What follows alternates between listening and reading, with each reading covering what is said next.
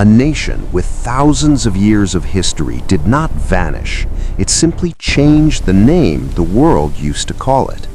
But why would a civilization that built one of the greatest empires in history decide to abandon the word that defined it for centuries? To understand that decision, we must travel through deserts, empires, invasions, and revolutions. Because the story of Persia becoming Iran is not just about name, it is about power, identity, and how history itself can be reshaped. Long before modern borders existed, a vast plateau surrounded by mountains and harsh deserts became the stage for one of humanity's most enduring civilizations. Traders, warriors, and ideas crossed this land constantly. But who were the people who first shaped what we now recognize as Iran?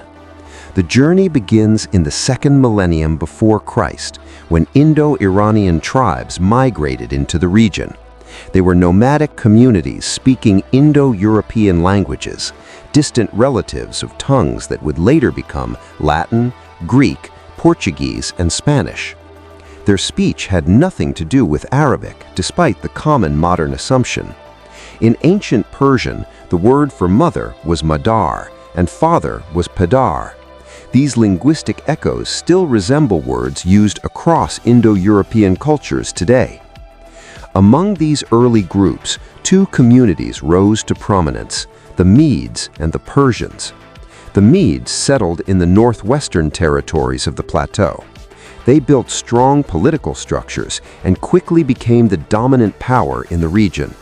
The Persians, meanwhile, occupied the southern lands in a province called Pars. From that name, the outside world would later derive the word Persia. At first, the Persians were not particularly influential. The real authority rested with the Medes, who had established a powerful kingdom long before Persia gained recognition abroad. But history has a habit of turning the unexpected into destiny. In the rugged landscape of the Iranian plateau, a leader emerged whose ambition reached beyond tribal divisions. His name was Kurosh, known globally as Cyrus the Great. His rise would transform a regional people into the architects of one of history's largest empires. What made Cyrus remarkable was not only conquest, but method. After defeating the Medes, he united their lands and founded the Achaemenid Empire. Instead of ruling through pure fear, he introduced a strategy almost unheard of in the ancient world: governance through respect. Conquered populations were not forced to abandon their traditions. Their temples remained intact, their gods honored, their customs survived. For the Jewish people exiled in Babylon, Cyrus became a liberator. For the Babylonians, he appeared not as a destroyer, but as a ruler chosen by their own deity, Marduk. It was a brilliant political strategy. By presenting himself as the rightful protector of local traditions, Cyrus turned potential rebellion into loyalty. Under his leadership and that of successors like Darius I, the empire expanded at astonishing speed. Within a century, Persian rule stretched from the Indus River to the Aegean Sea and from Egypt to Central Asia. Ancient powers such as Babylon and Egypt, once dominant forces in the region, became provinces governed within a vast imperial system. Even more impressive was the infrastructure that held it together. A network of royal roads connected thousands of miles of territory.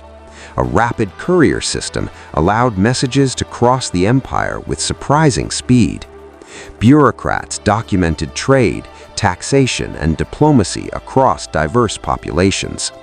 Many historians describe the Achaemenid state as the first true superpower. Yet even the most sophisticated empire can be fragile, and eventually a challenger would arrive from the west. In 334 before Christ, a young Macedonian king led a disciplined army across the Hellespont into Asia. His name was Alexander, later remembered as Alexander the Great. His mission carried more than ambition. He sought revenge for past Persian invasions of Greece and dreamed of legendary conquest. Battle after battle followed. At Granicus, Persian defenses faltered. At Issus, Alexander shattered the imperial army again. Finally, the decisive clash came at Gaugamela. There, the power that had ruled half the known world collapsed before the momentum of a rising conqueror. But what happened next surprised even Alexander's own soldiers. Instead of erasing Persian culture, he began to embrace it. He married Persian royalty. He adopted Eastern clothing and participated in Zoroastrian ceremonies. Eventually, he declared himself the legitimate successor of the Achaemenid kings. This transformation shocked many Macedonian officers. They had marched east believing they would destroy Persian power. Instead, their king appeared fascinated by it. Tension spread through the ranks. Some commanders whispered that Alexander had abandoned Greek ideals. Yet Alexander understood something many conquerors ignored. Ruling a massive empire required legitimacy, not just military victories. His dream seemed to be the creation of a blended civilization where Greek and Persian traditions could coexist. Whether this vision could truly succeed remains one of history's great what-if questions. Because Alexander's life ended abruptly in 323 before Christ, at only 32 years old. Without a clear successor, his empire fragmented. His generals, known as the Diadochi, divided the territories among themselves. Much of the former Persian heartland fell under the rule of the Seleucid dynasty, descendants of his general Seleucus. But even under foreign rulers, Persian identity did not disappear. It merely waited. Over time, new powers emerged across the Iranian plateau. The Seleucids struggled to maintain control, and eventually the Parthians rose to dominate the region. Through these shifting dynasties, one truth remained constant: Persia's cultural core endured. Then another revival appeared. The Sassanid dynasty rose from the same southern lands where the Persians had once begun centuries earlier. Claiming descent from the ancient Achaemenid rulers, they sought to restore imperial traditions. Under the Sassanids, Zoroastrianism once again became the official religion of the state. Temples were rebuilt. Cultural life flourished. Persia returned as a formidable empire, rivaling Rome itself. Yet no empire escapes the tides of history. In the 7th century, a powerful new force expanded rapidly from the Arabian Peninsula. Islam spread with remarkable speed, carried by Arab armies across vast territories. When they confronted the Sassanid state, the outcome reshaped the region forever. The Sassanid Empire collapsed. Islamic rule replaced the old order.